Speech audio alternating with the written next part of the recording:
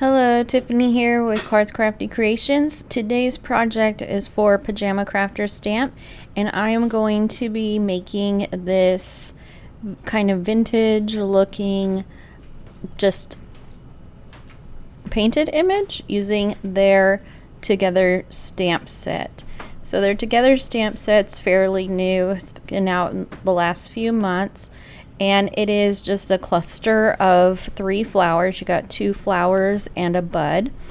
And so I wanted to heat emboss it in gold so that it gives me kind of a good outline to do some gouache paint. So I used my anti-static powder tool and some Versamark ink, and now I am going to use some gold embossing powder. I don't know what gold embossing powder it is. I've just had it forever, and I keep my embossing powder in these drawers. These are like some acrylic clear drawers that you would put like jewelry or makeup in.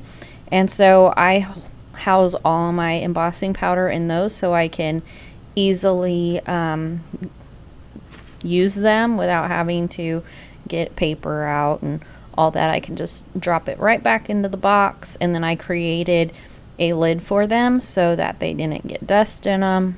Even though they're stored in a cabinet, they weren't always stored in a cabinet. So anyway, I use the paintbrush just to get off some of the excess, because if there's any powder left, it will heat up and leave specks on your project. So just be mindful of that.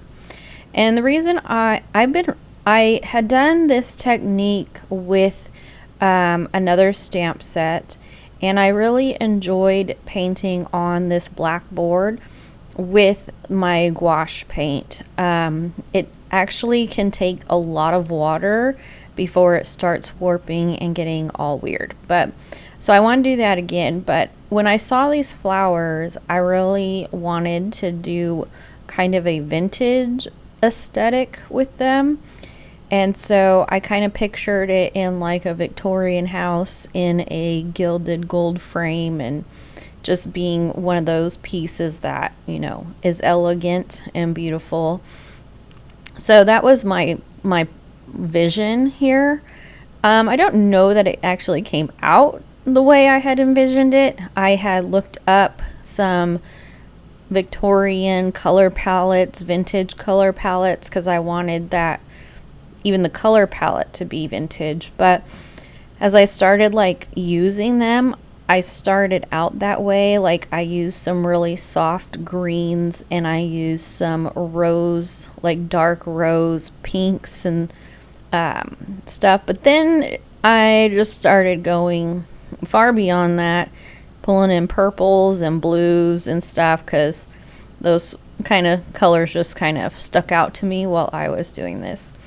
I would really like to do something more vintage. I'm not sure what that is, but I think I need to figure out how can I take something that is new, paint it vintage style. So I think I need to work a little bit more on that and figure out what that actually means. You know, when we hear vintage, we usually think of something that's old and dingy and browns, and all the tones have been kind of muted out, but they're still visible, like you can still see the tone, but it's just been dulled down. And so I kind of want to explore that option. That was what my vision was. So the reason I say it didn't come out that way is because I wanted more contrast, and I think that maybe a vintage style doesn't have as much contrast as I was going for, because I wanted dark in the dark spots and I wanted light in the light spots. So I first laid down a layer of gouache, fairly thin layer, enough to cover as much as I could, but because we're using water, it thinned it out quite a bit, and some of the black was coming through. So you won't see me painting the whole thing, only because it's quite repetitive, but this was quite a process. It took many different shapes, and as I was doing, I was like, you have to, it looks bad before it looks good kind of situation, because, you know, everything's can be fixed. And when I was doing this on the black and the gouache wasn't covering as well as I had hoped it would, then I just kept putting layer upon layer upon layer and getting it to be more opaque. I didn't really want it translucent. So I think that the black background kind of had something to do with why my vintage paint idea didn't work on here, because I had to make it so bold to cover the black. So I don't know, that's maybe something I can experiment with later. But for this one here, I really wanted to really just have those flowers be the focal point and to stand out on the black. And that's kind of why I went with doing this on black. And the Wonderful is also part of the stamp set that I just heat embossed with gold as well. Once I got the first layer or second layer or however many layers I ended up doing on here, then I went in with some blue to try and do the darker shade, like in the shadows. But I wasn't really liking the blue I had picked, so then I picked a darker blue, and then I wanted to highlight it, so then I was like, oh, I should put some white on the tips of the flower petals. And once I did that, then it actually started coming together. I could see it then. And so that's kind of what drove me to keep layering and putting more color on. So I just go in with the dark blue in all the areas that would be shaded, and then I will go in with white. I then do that with also the pink flower and the purple flower, and I think it just makes it stand out so much. I even did that also with the leaves. I got a darker green, and I did darker green towards the stem, because that's where it would have its shadow. I painted the stem like a brown. So I don't have the whole painting on here, because like I said, it's kind of repetitive and boring after a while.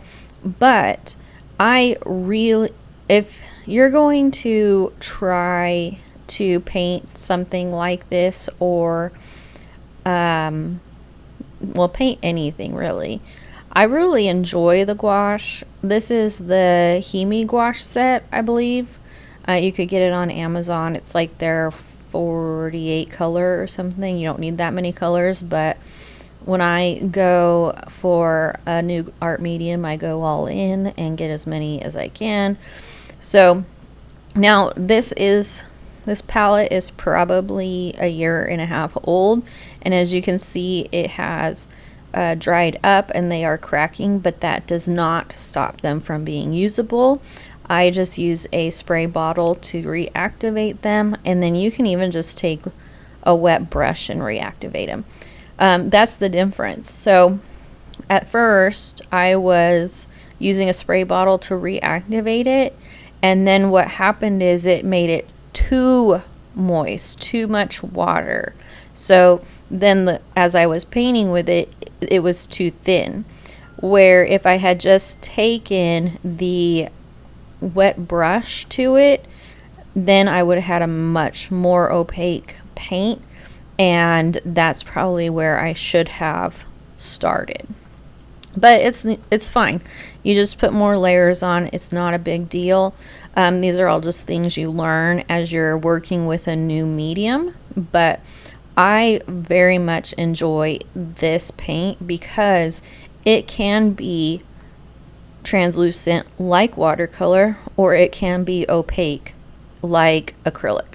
So I think it's a great medium to use where you have versatility in it, and it's so creamy. The paint is just very creamy and nice to work with, very smooth and very highly pigmented. So that is why I kind of chose this to paint with. I had thought about using, I have a metallic watercolor set, but I wanted to use this instead. That's why I went the gold on the embossing. So here we are. I didn't I have to go in and finish that purple one, but you could see it's finished here. I had to go put on its many layers of dark and light. And then I just found this frame at, I don't know, Home Goods or TJ Maxx or whatever, and then I just cut it down so that it would fit into the actual frame. And so there you have it. I really enjoyed working with a stamp set. I don't think this is the last time I'm going to work with it. I think I am going to try and get that vintage painting style figured out, and I think this would be a good one to keep working with. So if you enjoyed this video and you'd like to see more, head on over to Pajama Crafters Stamps. They have a lot of inspiration pictures for their stamp sets, and they are just very fun. So I hope you enjoyed the video, and if you did, please like and subscribe. And like I said, head on over to Pajama Crafters website, their Facebook page, their YouTube channel, and check out all the inspiration that the design team creates. All right, thanks a lot. See you on the next one. Bye.